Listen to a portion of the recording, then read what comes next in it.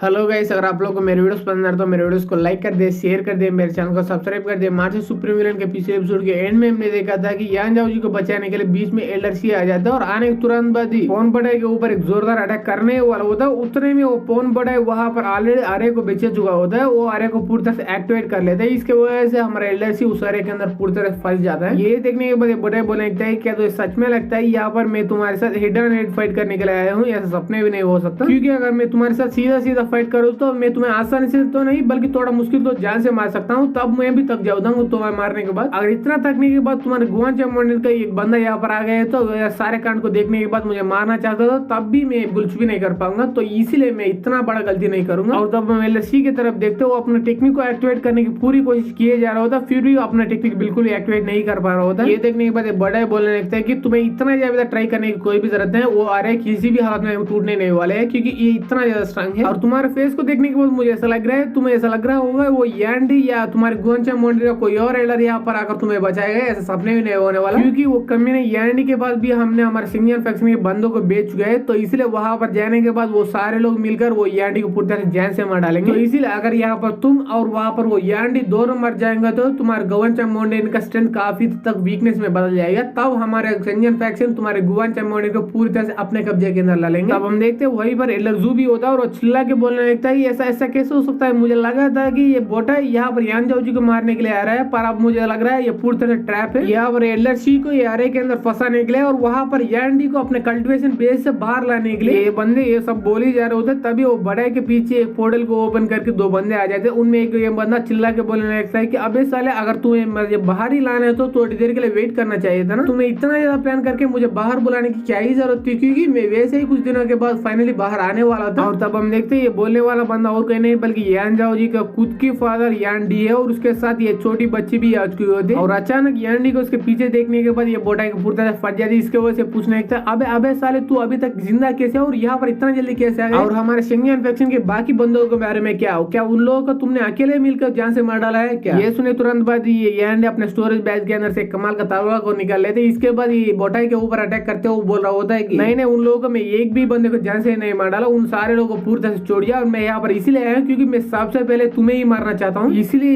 ये ले, ये अटैक को ले और मर जा। और ये बोल के अपना तलवार को यूज करके एक जोरदार अटैक ये बोटाई के ऊपर कर देता है। इसे देखने के बाद वो बोटाई भी एक टेक्निक को यूज करके वो तलवार को रोकने की पूरी कोशिश करता है और वो बिल्कुल भी नहीं रोक पाता, क्योंकि ये एंडी उस तलवार के पावर को और भी बढ़ा चुका होता है। इसके वजह से बोटाई सीधा आकर नीचे तरफ गिर जाने लगता है, पर अपने आप को जैसे जैसे संभाल के वहीं पर खड़े हो जाता है। और ये देखने के बाद बोटाई के फाइनली गुस्सा आया था। इसके वजह से चिल्ला के बोलने लगता है, अबे साले यांडी तू भी अपने औकात से मत जा, क्योंकि मैंने अभी तक अपना पूरा पावर बिल्कुल ही तुझे नहीं दिखाया, और अगर मैं सच में अपना पूरा पावर तुझे दिखाऊं तो तू भी मेरे सामने बिल्कुल भी टिक नहीं पाएगा। ये बोले तुरंत अपना पूरा पावर को बाहर रिलीज कर देता है और आसमान की तरफ एक बड़ा सा सन जैसा चीज को बना लेता है। इसके वजह से वहां पर रात होने के बावजूद भी पूरी तरह से रोशनी से भरा हुआ था और उसके सेंटर में एक गोले से चीज बना हुआ था और वो गोले से चीज के अंदर से इतना ज्यादा रोशनी बाहर निकल रहे होते। तब हम यान जाओ जी की तरफ देखते वो अपने मन ही में सोचने लगता है कि मैं ये टेक्निक को अच्छी तरह से पहचान सकता हूँ, क्योंकि मैं ग्रेट डिस्ट्रक्शन के पहले वाला बना हूँ। ये टेक्निक को ग्रेट डिस्ट्रक्शन के पहले भी यूज कर चुका हूँ कुछ बंदे। और ये टेक्निक की खासियत है कि ये टेक्निक की रोशनी के अंदर कोई भी बंदा आ गया वो बिल्कुल ही मूव नहीं कर पाएगा। अगर वो बंदा इससे भी स्ट्रांग बंदा था तभी वो मूव कर पाएगा। और इतना कमाल के टेक्निक में भी एक बड़ा सा डिसएडवांटेज है, और वो डिसएडवांटेज है कि ये कमाल का टेक्निक वो बड़ाई के बॉडी के साथ नहीं बल्कि सोल के साथ पूरी तरह से कनेक्टेड है। यानी कोई बंदा अगर ये टेक्निक को पूरी तरह से ब्रेक करेगा तो उसके बाद वो बोटाई के सोल भी पूरी तरह हिल जाएगा। तो इसलिए मुझे कितना जल्दी हो सके उतना जल्दी अपने ग्रेट डिस्ट्रक्शन के पहले वाले नॉलेज को यूज करके टेक्निक को पूरी तरह से ब्रेक करना पड़ेगा, वरना हम सारे लोग यही बार मर भी सकते हैं। और तब हम बोटाई की तरफ देखते हैं वो चिल्ला के बोलने लगता है कि कमीना यान जाओ जी तुमने मेरे पोते को जान से मार डाला, तो इसलिए मैं सबसे पहले हमारा तुझे ही जान से मार डालूंगा। ये बोल के यान जाओ जी के ऊपर अटैक करने वाला होता है। तभी वो छोटी बच्ची वहां पर आ जाता है। आने के तुरंत बाद ही वो टेक्निक को लिटरली फाड़ के रख देती है और उसे देखने के बाद सारे लोग पूरी तरह से हिल जाते हैं और उससे ज्यादा पहले ये बोटाई हिल जाता है। इसके बाद पूछने लगता है कि तुम असल में कौन हो और मेरे टेक्निक को इतना आसान से कैसे पूरी तरह से बर्बाद करके रख सकते हो? ये सुनने के बाद लड़की बोलने लगता है कि मैं कौन हूँ इससे तुझे फर्क ही बिल्कुल ही नहीं पड़ता, पर अगर हम ये टेक्निक के बारे में बात करते हैं ये one of the weakest technique है। वेल मेरा मतलब ये टेक्निक वीक नहीं था, ये टेक्निक काफी ज्यादा स्ट्रांग, अगर तुम भी स्ट्रांग होता पर तुम काफी ज्यादा वीक हो तो इसलिए ये टेक्निक भी काफी ज्यादा वीक बन गया, इसलिए ये टेक्निक आसानी से पूरी तरह से बर्बाद हो गए। ये बोलने के तुरंत बाद ही बाकी की टेक्निक को भी पूरी तरह से बर्बाद कर देते। और जैसे कि हमारे यान जाओ जी पहले ही बोल दिया था कि वो टेक्निक इसके सोल के साथ पूरी तरह से कनेक्टेड है, अगर कोई टेक्निक को बर्बाद कर देगा तो इसकी सोल भी पूरी तरह हिल जाएगा और सच में ऐसे होता है। इसके वजह से इस बंदे की पूरी पूरी सोल हिल जाती है। इसके बाद इसके मुंह से खून भी आने लगती है। और ये लड़की को देखने के बाद हमारे यान जाओ जी भी अपने मन ही में सोचने लगता है कि एक सेकंड ये लड़की कौन है और ये लड़की को ये टेक्निक के बारे में इतना ज्यादा कैसे पता चल गया है। कहीं ये लड़की मेरे फादर की डिसेबल तो नहीं। ये वहां पर खड़े होकर सब सोच ही रहे हुए थे, तभी वो लड़की सीधा यान जाओ जी के बाजू में आकर रुक जाती है। इसके बाद पूछने लगता है कि वो नहीं चांद मुझे एक हक दे दो ना। ये सुने तुरंत बाद यान जाओ जी भी इसको हक दे देते। इसके बाद अपने मन ही में सोचने लगते हैं कि मानना पड़ेगा भाई, ये लड़की के पास काफी ज्यादा स्ट्रेंथ है, पर ये छोटी बच्ची काफी ज्यादा क्यूट भी है, तो इसलिए मानना ही पड़ेगा। और तो हम बोटा की तरफ देखते हैं, वो अपने मन ही में सोचने लगता है असल